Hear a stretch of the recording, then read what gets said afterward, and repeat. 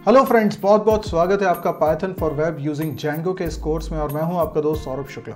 दोस्तों, हम लोगों ने HTML के अंदर बहुत सारे टैग्स देख लिए हैं और आज कुछ और टैग्स देखने की बारी है। आज हम लोग देखेंगे दो खास टैग्स। एक तो है टेबल टैग की बात करेंगे और फिर बात करेंगे डिव और स्पैन टैग की। तो सबसे पहले आइए शुरू करते हैं, टेबल टैग की बात करते हैं। आप देखते हैं कि कई बार हमें डेटा को टेबुलर फॉर्मेट में डिस्प्ले करना होता है। फॉर एग्जांपल, हम लोग किसी एग्जाम का रिजल्ट को डिस्प्ले कर रहे हैं, मार्कशीट को डिस्प्ले कर रहे हैं, या फिर आपने रेलवे रिजर्वेशन वाली साइट में वो टेबुलर फॉर्मेट में चार्ट देखा होगा जिसमें बताया जाता है कि कौन सी ट्रेन है, किस सोर्स कौन सा है, डेस्टिनेशन क्या है, अराइवल टाइम क्या है, डिपार्चर क्या है। ये सारी चीज़ें वहाँ पर आपको दिखाई देती हैं टेबुलर फॉर्मेट में। और इसी तरीके से आप कुछ टेबुलर फॉर्मेट में डेटा को डिस्प्ले करना चाहते हैं तो आप चाहते हैं कि टेबल टैग का इस्तेमाल करें। तो आइए शुरू करते हैं टेबल टैग को किस तरीके से यूज़ करना है। यहाँ पर HTML में होता है एक table tag start, table tag close. ये पेरेंट टैग के रूप में काम करता है, जो बताता है कि टेबल यहाँ से स्टार्ट हो रहा है, टेबल यहाँ पर खत्म हो रहा है। अब इसके अंदर हमें बनानी होती है रोज। हर एक टेबल क्या है, एक रोज एंड कॉलम्स का पूरा स्ट्रक्चर है, तो उसमें हमें बनानी पड़ती है रोज। रोज के लिए हम लोग यूज़ करते हैं TR tag, TR start, TR close, और ऐसे कई सारे TR टैग डिसाइड करेंगे कि कितनी रोज इस टेबल में है।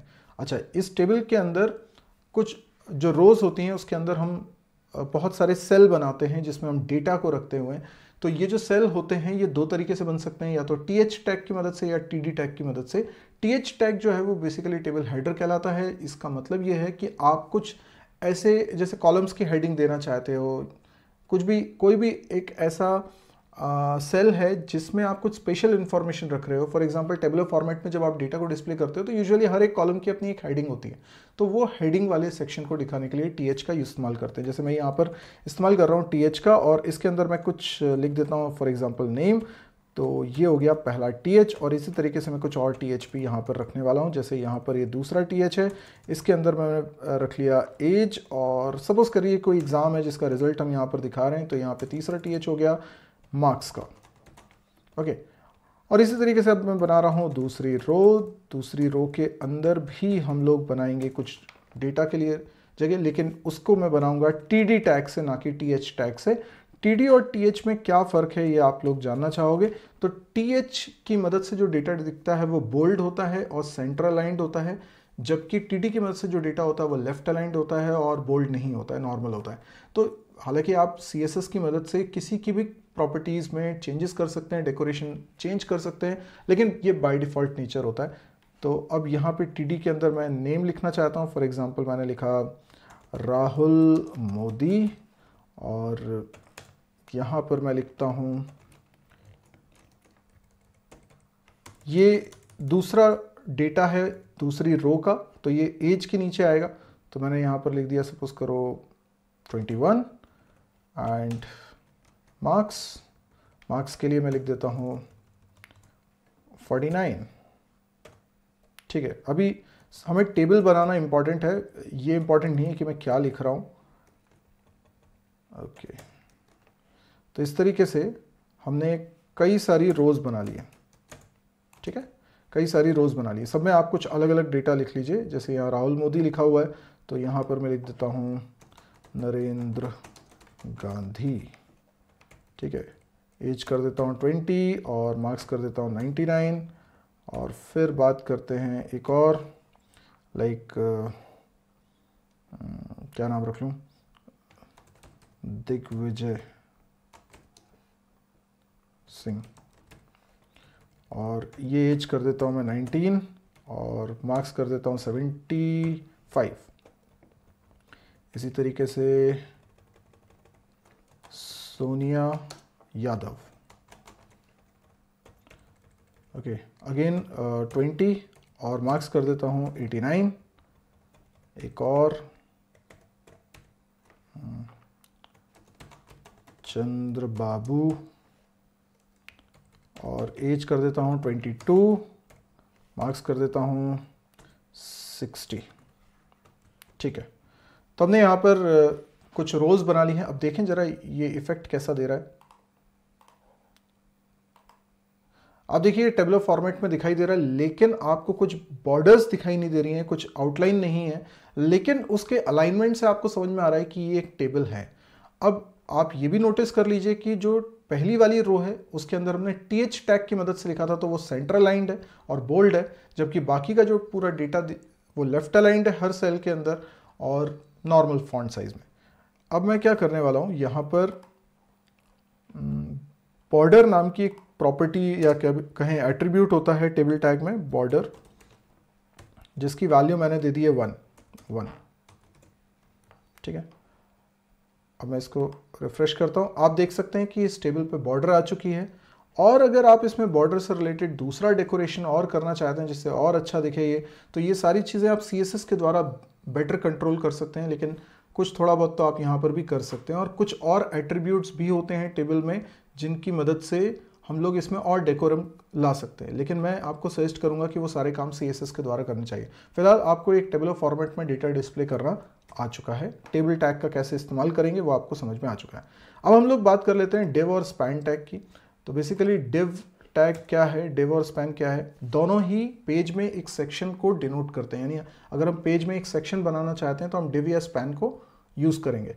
क्या फ़र्क है डिव और स्पैन में? पहले मैं डिव को यूज़ करके आपको बताता हूँ। जैसे मैंने लिखा div tag start, div tag close, ये एक डिवीजन है, एक सेक्शन है।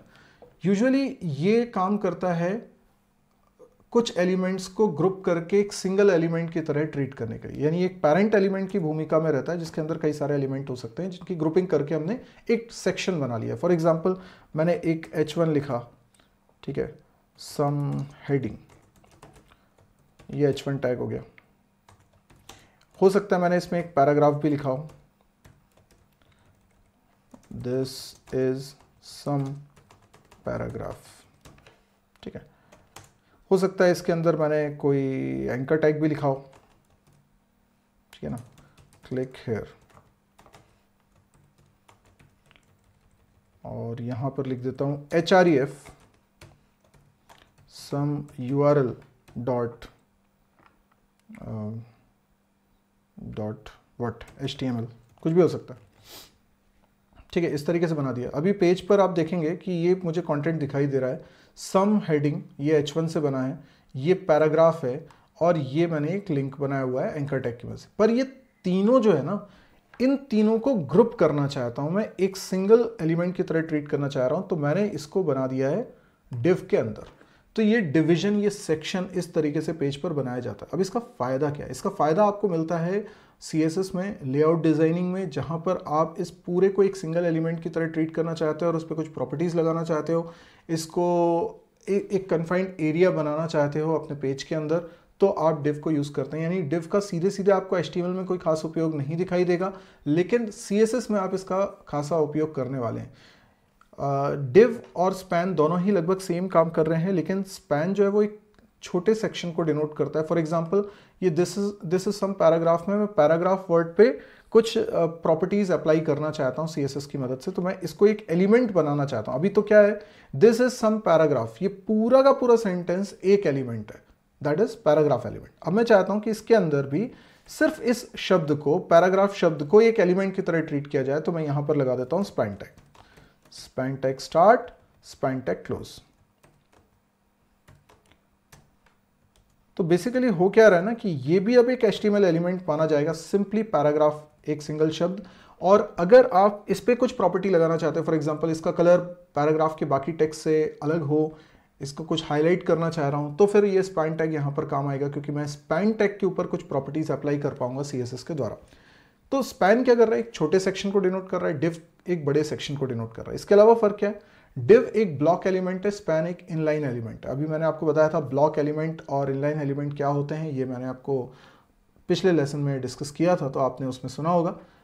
तो ये मेजर फर्क होता है ब्लॉक एलिमेंट और इनलाइन एलिमेंट का। और कह सकते हैं कि जो डिव है वो बड़े सेक्शन को डिनोट करता है, ग्रुप करता है कई सारे एलिमेंट्स को, और पेज के लेआउट डिजाइनिंग में बहुत इंपॉर्टेंट। जैसे कोई पेज हम डिजाइन कर रहे हैं तो उसमें एक हेडर वाला सेक्शन है, एक फुटर वाला सेक्शन है, एक मेन कंटेंट एरिया है, एक साइड में एक बार है। तो इस तरीके से जब लेआउट डिजाइनिंग की जाती है तो हम डिव टैग का इस्तेमाल करते हैं। हालांकि HTML5 में कुछ नए फीचर्स भी आए हैं उस चीज़ के लिए, लेकिन एज अ स्टैंडर्ड ज़्यादातर वेबसाइट्स में जो यूज़ होता चला आ रहा है अभी तक वो है डिव टैग का कॉन्सेप्ट। तो डिव टैग का कॉन्सेप्ट बहुत यूजफुल है, इसलिए मैंने आपको इससे इंट्रोड्यूस करा दिया है, पर इसका कंक्रीट एग्जांपल हम तब देख पाएंगे जब हम पढ़ रहे होंगे CSS। तो आई होप आज के लिए इतना ही और आपको अच्छे समझ में आया होगा। इसी के बाद जो एक और हम लोग वीडियो देखने वाले हैं HTML में, उसमें हम लोग कुछ और टैग्स, बचे हुए टैग्स देखने वाले हैं। हालांकि टैग्स तो बहुत सारे, एट्रीब्यूट्स बहुत सारे हैं, लेकिन जितना मिनिमम ज़रूरी है वो सारी चीज़ें मैं यहाँ पे कवर करूँ। तो आज के लिए इतना ही दोस्तों, थैंक यू, गुड बाय।